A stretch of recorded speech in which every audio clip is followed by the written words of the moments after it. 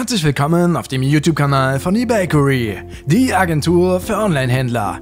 In dieser Folge gehen wir auf ein spezielles soziales Medium ein, dessen Nutzer, aber auch Creator-Zahlen rasant steigen.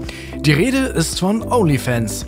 Deshalb wollen wir euch in diesem Video demonstrieren, wie ihr euch sowohl als Nutzer als auch Creator registrieren könnt. Solltet ihr damit bisher absolut gar nichts anfangen können, empfehlen wir euch unsere bisherigen Videos, in denen wir Grundlagen zu OnlyFans erklärt haben, sowie Tipps und Tricks aufgezeigt haben, wie man hier ordentlich Geld verdienen kann. Nun aber zurück zum Registrierungsprozess. Die absolute Voraussetzung, um sich hier anzumelden, ist die Vollendung des 18. Lebensjahres. Seid ihr jünger, würdet ihr gegen die AGBs verstoßen, wenn ihr euch anmeldet. Das also dann unterlassen. Auf onlyfans.com werdet ihr direkt zum Login-Bereich geführt. Wir wollen uns aber erst einmal registrieren. Also klicken wir auf Melde dich für OnlyFans an.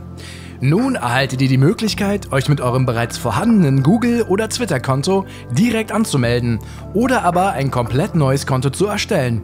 Wir entscheiden uns für Letzteres und tragen dafür einen Namen, eine gültige E-Mail-Adresse und ein mögliches sicheres Passwort ein. Im Anschluss muss dann noch die E-Mail-Adresse validiert werden und schon seid ihr angemeldet, zumindest als Nutzer.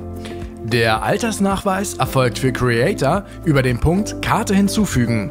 Ihr müsst im Anschluss den QR-Code mit eurem Handy scannen und den Altersverifikationsprozess durchlaufen. Vorab ist die Mindestvoraussetzung für euer Profil, dass ein Profilbild mit Gesicht, ein Titelbild mit mindestens dem Körper sowie ein individueller Benutzername festgelegt wurde. Dann können wir die Altersverifikation starten. Dafür könnt ihr euren Führerschein, euren Personalausweis oder euren Reisepass verwenden.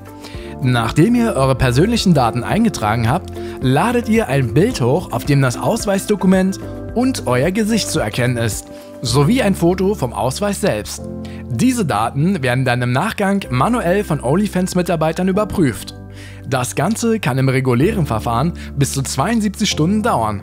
Wurde die Verifikation von OnlyFans bestätigt, könnt ihr nun euren Bankaccount hinterlegen und außerdem alle möglichen Optionen auf der Plattform nutzen.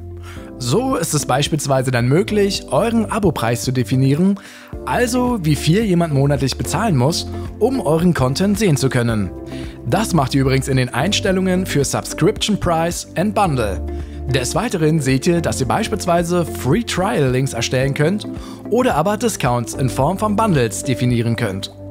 Also, dass jemand weniger bezahlt, wenn er direkt 3 Monate abonniert. Für euer Profil habt ihr ja bereits den Usernamen vergeben, der dann übrigens auch eure Account-URL beeinflusst. Dann könnt ihr noch einen Display-Namen vergeben, also der im Profil angezeigt wird.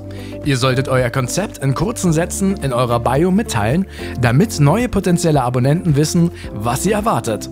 Ihr könnt euren Sammellink für Shops oder eure Social Medias hinterlegen, euren Standort angeben, sowie einen Amazon-Wishlist-Link einfügen. Sollte das nicht geklappt haben oder ihr euch lieber nur auf die Content Creation konzentrieren wollt, unterstützen wir von eBakery euch als Social Media Agentur gerne dabei. Schaut euch auf der oben rechts verlinkten Seite um und vereinbart gerne einen Termin. Sollten wir euch mit dem Video weitergeholfen haben, lasst ein Like und Abo da, damit ihr die morgige Folge nicht verpasst. In dieser gehen wir den Creator-Bereich von A bis Z durch. Seid also gespannt. Bis dahin viel Erfolg bei der Umsetzung wünscht euch euer eBakery-Team.